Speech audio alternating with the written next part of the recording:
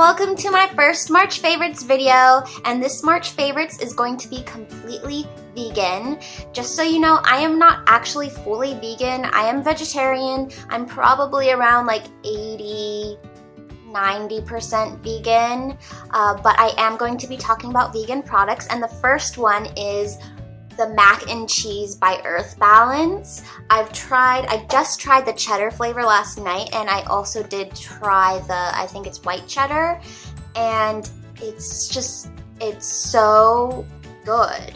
And by the way, all these products that I'm showing, they're not the healthiest foods to eat as a vegan or vegetarian, but I feel like they are the most common foods you will eat when you start transitioning. It's pretty similar to just the box mac and cheese.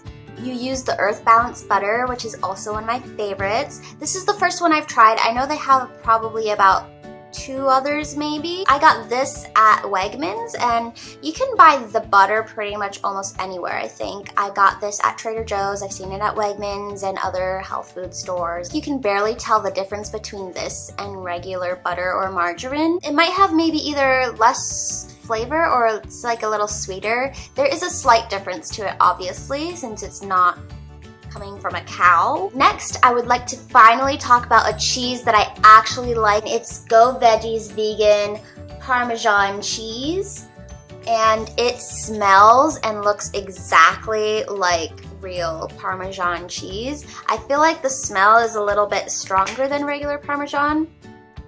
It is pretty spot on, and so far this is the only cheese that's vegan that I actually like, that is very similar to the real cheese. I got Go Veggies cheddar cheese. I did not realize that it was not vegan. It actually has casein protein in it, which is milk protein. I liked it, and I was very disappointed that it's not vegan, because all the cheddar cheeses or other shredded cheeses like this that are vegan that I've tried from Daiya, like I've tried so many, they all are just sweet to me, and I feel like cheese is not sweet. I have yet to make my own cheese out of like cashews. Next, I think most of these are vegan unless they have cheese or any other things in it, but it is Wegmans Italian Classics Organic Roasted Tomato and Red Wine Sauce. And this is in the favorites because of the red wine sauce in it. When I first tried it, I actually got a little buzz off of this sauce. However, I don't really drink much, so that is probably why. A new product I've seen that Gardein has come out with is the crispy chicken sliders. And they are so cute and really good. I haven't had meat in probably 2 years. I can't really tell you the similarity, but I feel like it's pretty similar. I am trying to cut down on my soy intake because of all the research and stuff going on. I've tried all the vegan milks out there. I finally came across the almond milk, which has 5 grams of protein, because regular almond milk I think has probably 1 gram or 0, and you definitely want to get your protein in. The reason why I'm not in love with almond milk is because of the texture. It's a unique texture that you have to get used to. However, if you want a more smoother milk that's kind of closer to milk, I would go with Silk's light vanilla milk.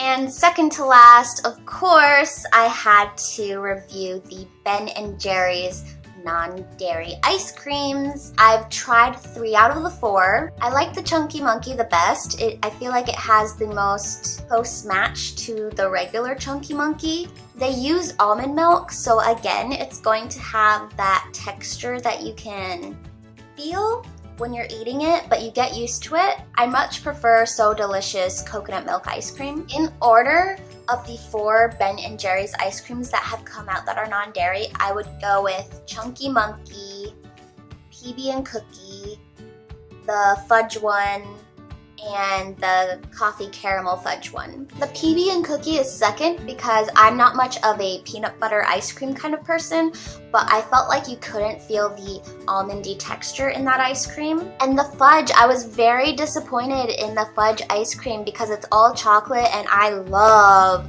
chocolate, but I thought it was too sweet.